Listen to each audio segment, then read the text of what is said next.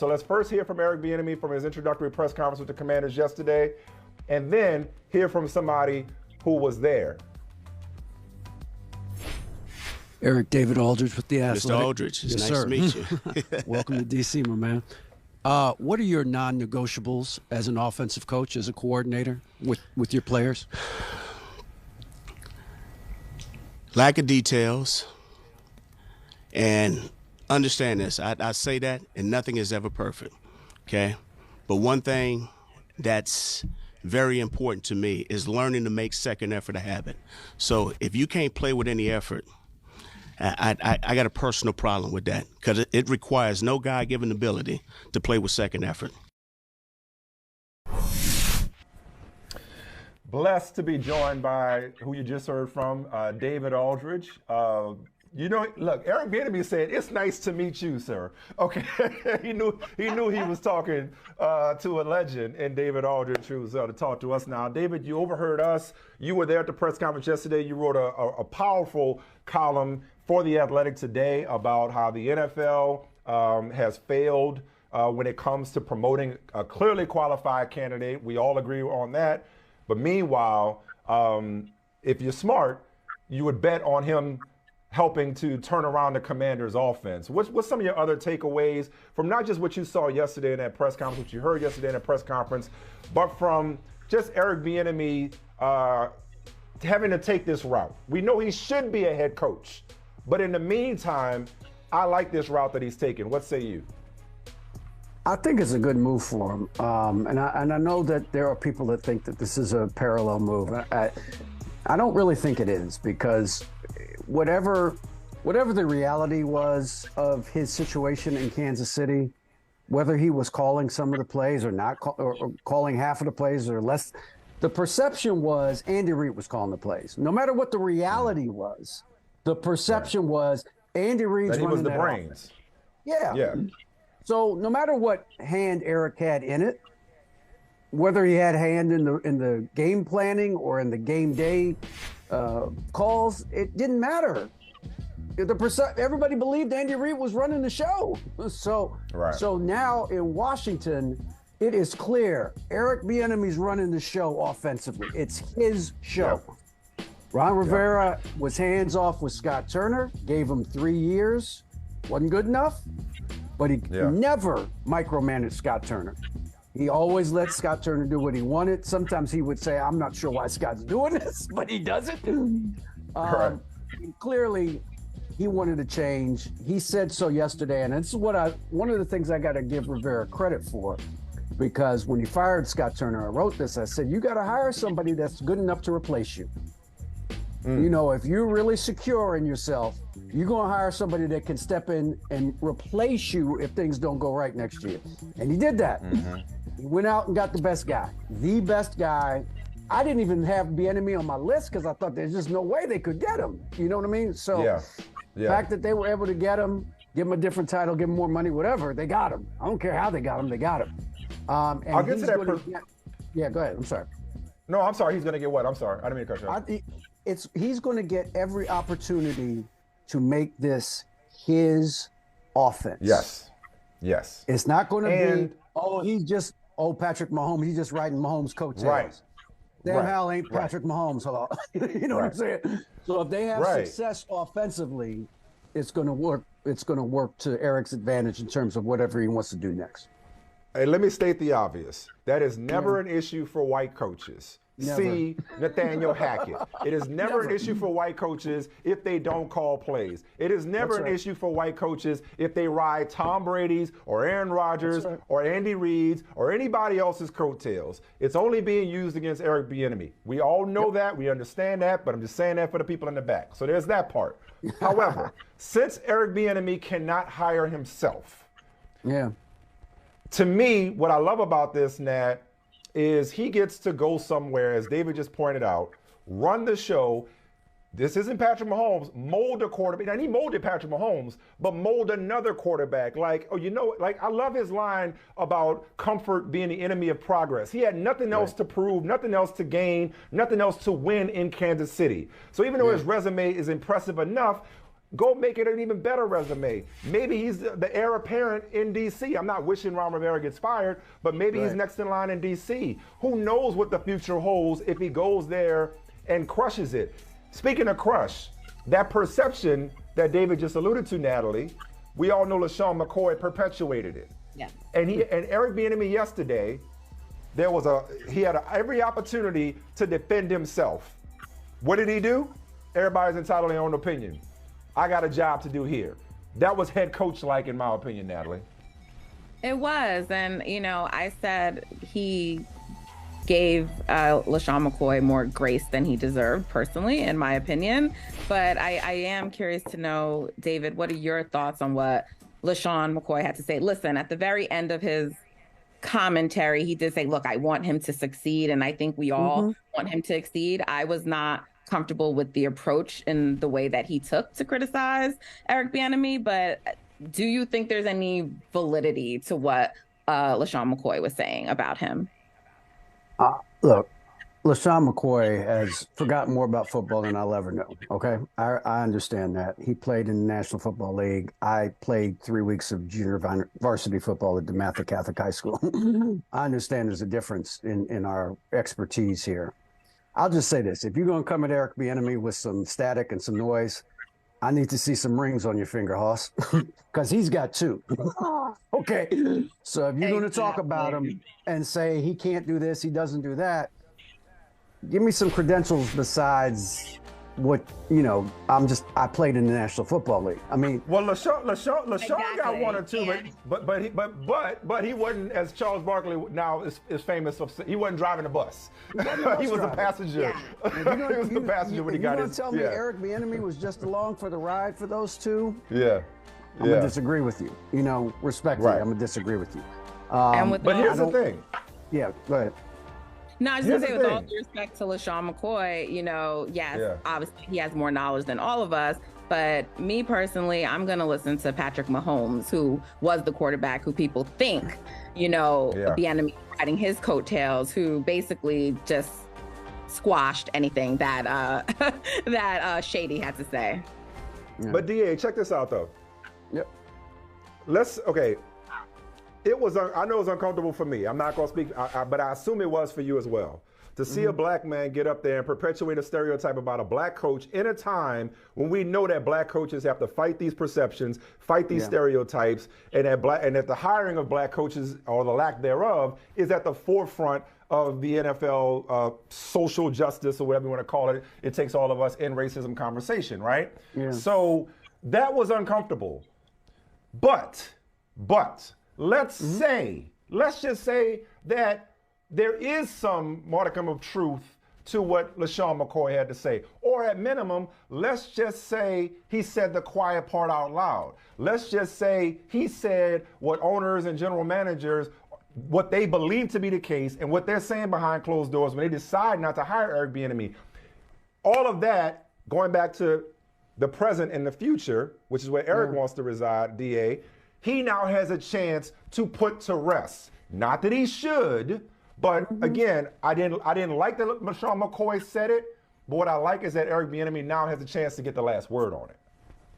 Well, yes, of course. And again, if you can raise this dysfunctional organization up to a level of just competence on the football field, just regular old 10-6, we made the playoffs competence.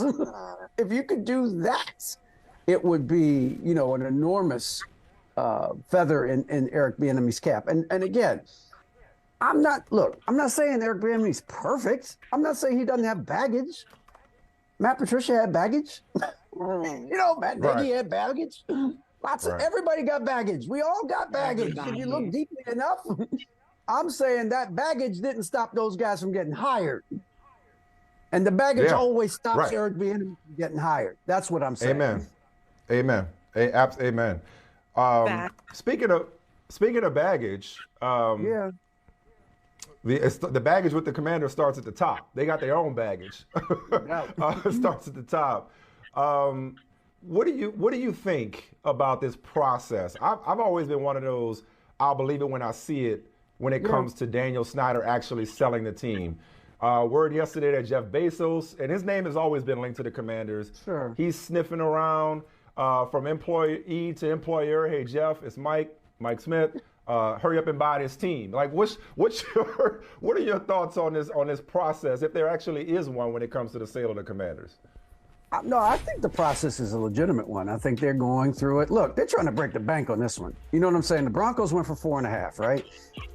I guarantee you they're trying to get 7 or 8 for the Commanders. You know, whether you think that's worthy or not is not the point. The point is they're the next team that's for sale. They're trying to break the bank. So they're lining everybody up on this one, including Bezos, including Harris, all of the people that we've heard have been mentioned that have been and already toured the facility and things like that. So they're trying to put a number out there that's going to be the standard going forward. And I think there's a very good chance they're going to get the number because, again, this team's been so bad for so long that whoever comes in is going to be the proverbial white knight, okay? They're going to have a parade for whoever buys this team. That's why I said if they do that buys this team, okay? You know what I mean? But that's why I said if there is one, because I'm just like, ding dong, the witch is dead. It's like Snyder going this quietly, this easily would be the most un-Daniel Snyder-like thing he could do. I want to go to the NBA with you too while we got you. We can't have David Aldridge on here and not talk NBA. And let's stay in the conversation of historically dysfunctional franchises, not at present. And I'm talking about the LA Clippers, who then go and introduce Russell Westbrook into the equation. Here's Lawrence Frank and Russell Westbrook. Russ's strengths in terms of the force, the intensity, the rim pressure, the ability to get downhill, just his general style of play and just who he is, we felt that those strengths can also do it. And look, no player does it all, right? I mean, every player's strengths and weaknesses, and I think Russ's strengths, will blend in well with the group. Well, we do so many great things here well, and I think the most important part for me is just coming in, keeping the pace high, using my speed and ability to better get in the paint and get those guys easy shots. I think where I can help out a lot, and everything else, man, I'll fit right in and continue doing what they have going on right now, and everything else play out itself. DA, is this gonna work? You know, I have my doubts, to be honest with you. I do think Russ can put pace into the game. I think he can do that. They tried that with John Wall. I thought it was going to work, but then John got hurt and it just didn't work out. But they desperately need more pace. They need more possessions in the game to maximize their strengths. I do think there is a difference. I do think that the Clippers have more with PG and with Kawhi. They've got two guys that really essentially handle the ball and can be the point guard if necessary, right? And so my question is, what happens when you get into a playoff situation and the game does slow down, because it always slows down in the playoffs, and you just can't get pace into it? Where do you play Russell in those games? Because we all know the formula: go under every screen. We know what the formula is. Right. You know, it's not a secret. So I just wonder, in those situations, you know, how does he help you? Because, you know, nobody cares if he makes 7-9 from the field. In fact, they'd rather he take 9 shots. You know what I mean? Like, so that's what everybody knows. And so I don't know how in a playoff situation he helps you. But if you're saying, hey, we want to get to the playoffs with the highest seed as possible, okay, it's worth taking the shot. The thing that surprised me a little bit was that they got rid of Reggie Jackson too. That was what surprised me from the Clippers standpoint. I think I could have made a case that maybe you could even play those two together, because Reggie's more of can handle some off guard responsibilities. You know what I mean? So I was surprised they just went all in on Russ being the point guard and assuring that he's going to play heavy minutes right away. I'm just not sure, you know, that's the best role for him at this point of his career. And he played off the bench for Darvin Ham. I'm sure if Tyronn Lue came to him with the same job description, I can't see why he would say no to that. You know what I mean? So Yeah. I just wonder. I think it's not that it's a bad signing for them. I just don't know what the ceiling is in terms of the return on your investment. So, David, it's been announced, at least for right now, I guess, with Russ coming in, that he is going to start and Terrence Mann is going to the bench. Yeah. And when I see that, I mean, look, we know Tyronn Lue is not a coach who is afraid to bench his starters and things like that. So I'm not concerned about that. But I'm just wondering how it affects the Clippers, who look like they were starting to show some chemistry. And now you're sending Mann back to the bench after he's been performing, what that sort of does for the team. Yeah, and that's a good question. That's a really good question. T-Man have been playing pretty well for them the last few games. Now, if you're saying, hey, in the playoffs, we don't want to put that kind of pressure on a still young, he's not a rookie, but a still young point guard. We don't want to have to expose him to 35 minutes a game. Okay. I mean, like I said, I understand that there's a role for Russ. I just, I'm not sure that giving Russ 28, 30 minutes a game is the way to go either. Now, maybe they won't. Like I said earlier, maybe they'll have PG bringing the ball up a lot, and it'll be more spot minutes here and there for Russ, particularly, starting quarters and things like that, where he could have some real impact with a second unit or something like that. But I'll say this, to your point. Now, I think if anybody can figure this out, it's T. Lue. I mean, Tyronn is great at kind of getting guys to buy into whatever it is he's doing, and he'll hold Russ accountable. If he doesn't think he's getting back on defense, he's going to let him know about it, I think from that standpoint, from the chemistry of the team standpoint, I don't think it'll be a problem. I'm just talking about on the floor, just like how they play and the results that they get when they play, especially when the game slows down. Hey, DA, before we let you go, man, how many years have you been voting for NBA MVP? I mean, I haven't voted every year because I covered football for a little while. I would say I'd say 26, 27. So you've seen every debate, every conversation, every discussion, every narrative. Just to kind of bring this full circle, Natalie and I have spent this week talking about the evolution of the award, the discussion around the award, the process. Just where do you see the NBA MVP in 2023 and everything associated with it?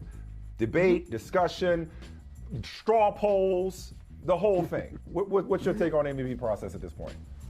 I think it's, what is there, 116, 118 voters, something like that. I think it's 116, 118. It's completely different criteria for the award. There is no criteria for the award. It's whoever you think the best player is in a given year. It can be the best player on the best team. It can just be the best player in the league. It can be the guy that averages the most points. It can be the most efficient player. It can be the guy that does more than anybody else, more rebounds and assists and things like that.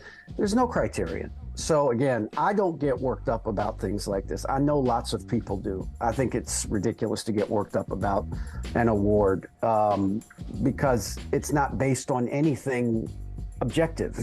It's not like you're making a car and you have to cut the engine block a certain amount of centimeters. You know what I mean? Like, there's no criteria for it. Not precise. Yeah, it is what you think it is in a given year. Shaq is going to be mad forever that people voted for Steve Nash that year. Right. He's entitled to be mad. I'm entitled to say Steve Nash was the best player in the league that year, in my opinion. And you can look, and again, before I know people, you want to take the vote away from the media because of bonuses and things like that. Take it away. I don't care. Take it away. All I will tell you is, look at the all-star vote amongst the players. You tell me who's being serious about this award and who is not being serious about awards. Look at the guys that get voted onto the all-star team by the players, not by the media, and tell me who's being serious and who's not being serious. Yeah, no, I don't think the vote should go to the players, there's a lot of subjectivity involved. And I think that that's fine. Like you acknowledge that, but then we use these same awards in terms of how we rank and view players by winning them, like how we rate them and where they rank all time. It does define them. Yeah. And so that's the issue with it being so subjective, in my opinion. Right, but I don't know how you solve that. How do you solve that? I don't want to solve it because it's fun. Unless you don't want to give anybody any awards of any kind, which is a choice too. How about this? I mean, that is a choice. It's 2023. Let's just give out participation awards. Everybody gets, everybody get orange slices. Everybody get orange slices at halftime. Look, I get it. I know that people who are not my age decry rings culture and it's not about the rings, it's about the process and all that. Why do we play these games then? So when? Oh, the rings culture thing is the silliest thing I've ever heard. We all do this to find out who won at the end, don't we? Isn't that the whole point? To find out who the best team is in a given season? Well, how do you find that out? By having a championship series. You are the absolute best. Eric Bieniemy knew it. He was so glad to get a question from you. We are so glad to have you, man. Thank you for taking the time with us. We appreciate you. Thank you, OG. I appreciate it very much. Thank you. All right.